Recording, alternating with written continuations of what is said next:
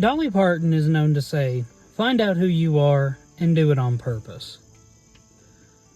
Who are we? Who are we as a nation, as a people, as a culture? Who are we as the United States of America? What do we even believe anymore?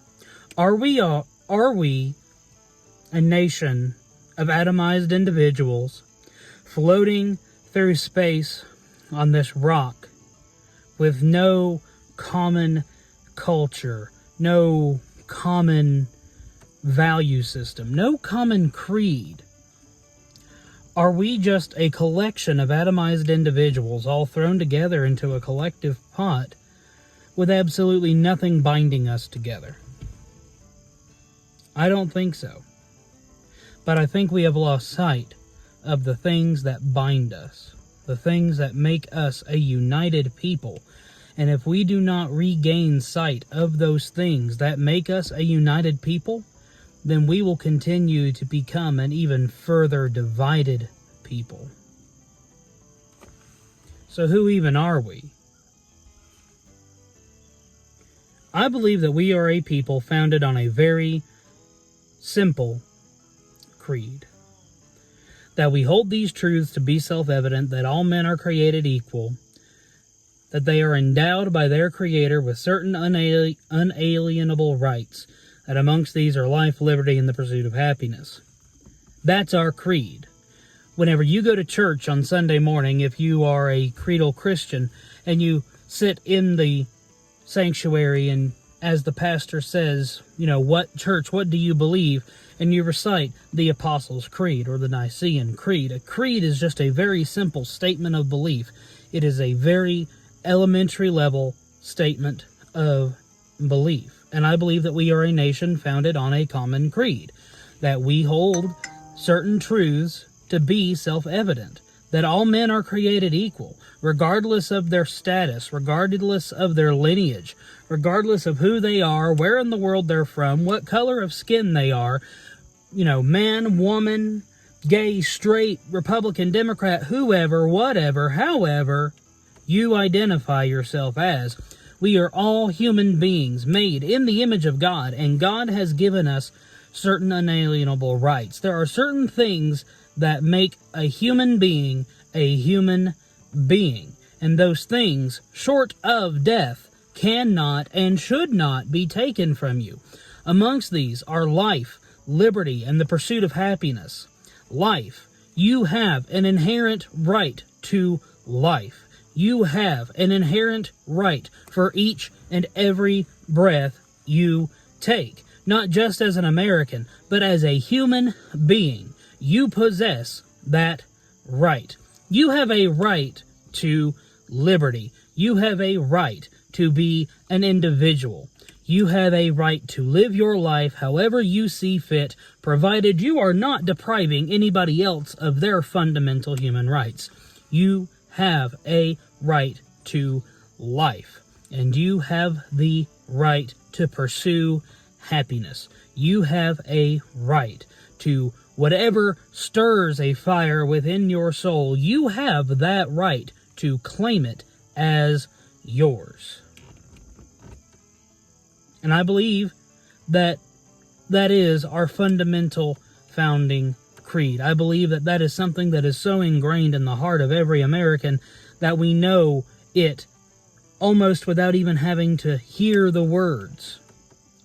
Every American knows the opening lines to the Declaration of Independence. We learn it whenever we're in elementary school.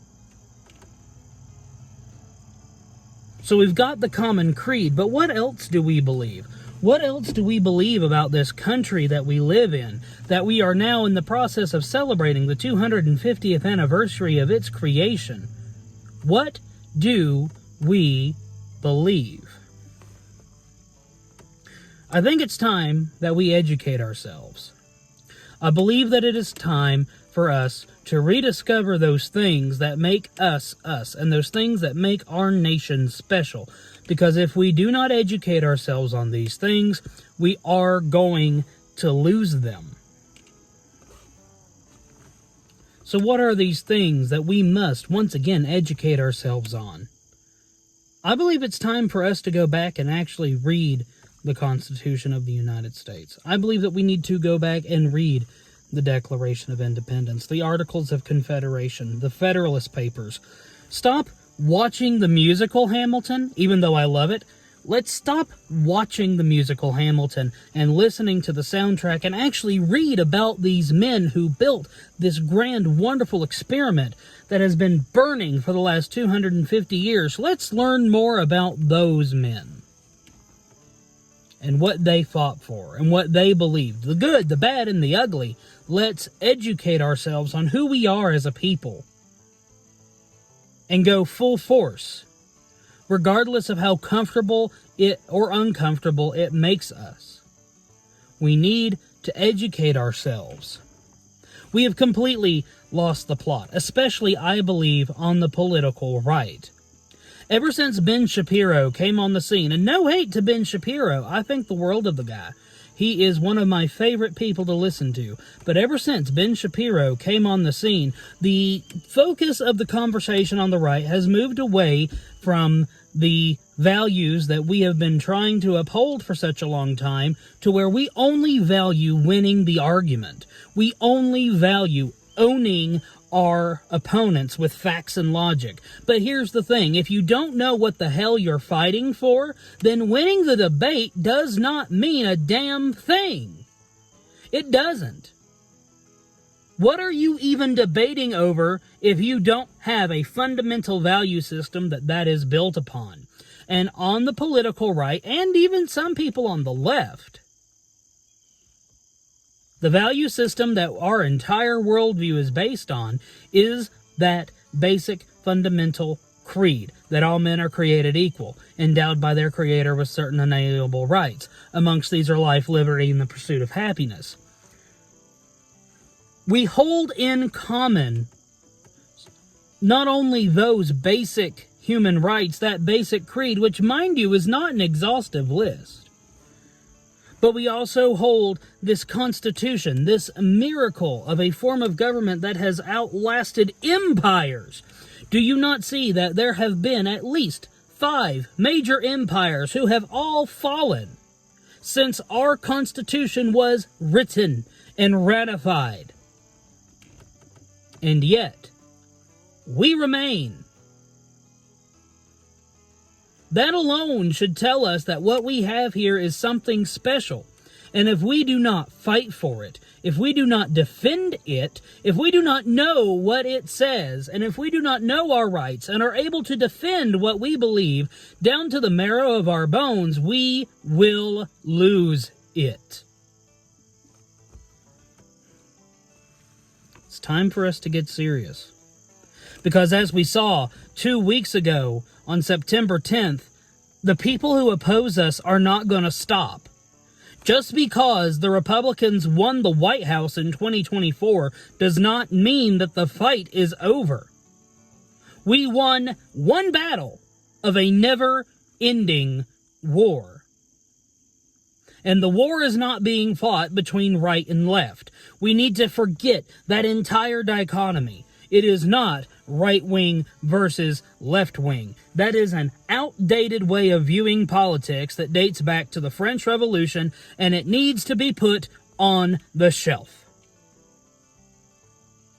It's no longer right-wing versus left-wing. It is the people who want to share this nation, who want to be Americans, who, regardless of how you feel about certain issues like abortion, marriage equality, trans rights, taxes, immigration, whatever, regardless of what you believe on those issues, the fundamental question is, do you want to share this country with your fellow countrymen, or do you not? It's not about Republicans and Democrats. It's not about gay versus straight, trans, bisexual, whatever. It's not about, how you feel we should handle our immigration issues. It's not about how you feel we should handle taxation. It's not about even whether or not you believe Washington, D.C. should become a state. It is, do you want to share this country with your fellow countrymen, or do you not? At the very end of the Declaration of Independence, the document that I mentioned at the beginning of this video, they end it by saying that we pledge to each other our lives, our fortunes, and our sacred honor. These men did not agree on much, other than they wanted to share a nation with one another, and they knew that if they did not stand together, that their nation that they birthed into existence would dissolve, and each and every single one of them would be hung. We need to go back. We need to return to that place where we can pledge to one another our lives, our fortunes, and our sacred honor. And we need to be willing to make ourselves uncomfortable. We need to be willing to put ourselves in situations that will challenge us. The brain is a muscle, and like any other muscle, it needs to be worked out. It needs to undergo stress. It needs to be worked. Because what happens if your muscles are not working? They go into atrophy. That's why people who have been through major physical traumas and have been bedridden for months to a year at a time have to go to physical therapy to be able to relearn how to walk, talk, hold a fork, basic everyday tasks. Because their muscles have grown so weak that they are not even able to do the simplest of tasks. And I believe that we have reached a state of intellectual atrophy. You do not need to be affirmed in everything that you believe, because affirmation is like ice cream for the mind. It is great in moderation. It is great to be around people who affirm you in your political beliefs, your sexuality, your political identity, who you are as a person, whatever. It is your religion. It is wonderful to have people who affirm you. But you do not need to be affirmed constantly, because constant affirmation is like a straight diet of ice cream and candy. Eventually, you're going to get diabetes, and if you don't stop, you're going to die. The men who built this country understood this. They did not agree on much. Just look back. Our founders fought like cats and dogs. And yet, even though a lot of them deeply hated each other, they built the greatest nation to ever exist, and has stood for the last 250 years, and God willing, it will stand another 250 years, but only if we get over our petty disagreements and our constant need to be affirmed in everything that we currently believe. Affirmation is atrophy to the mind. And it's time that we break out of that. On this, my very first episode of what I am trying to build here as a podcast where we discuss the political issues of the day in a way where we teach you not what to think, but how, and how to view what's happening in the world through the lens of our heritage and our constitutional order. And today I only have one headline that I want to bring up for the podcast today. It is no secret to anyone that yesterday was the memorial service for Charlie Kirk, a political activist, a very strong leader within the young people in the conservative space, podcast host, debater. He was a lot of things. And he was a lot of things to a lot of people. And on Sunday, during his memorial service, after he had been murdered in cold blood through one of the worst acts of political assassination that our country has seen in years, his wife his grieving widow, stood before the entire nation, an entire arena full of people who were hurt, who were angry, but not a single one of them was more hurt or more angry than Erika Kirk. And in that room, full of people who, if that murderer had been frog-marched into that room, he would not have survived the trip from the door to the stage. But in her grief, in her anger, and in her loss, Erika Kirk said before that entire crowd, "I forgive this young man." And she said it unequivocally. She said it with her full chest, and she did not stutter one bit. She said, "I forgive him." That is who we are. That is who we are as a nation. Who we are as a people.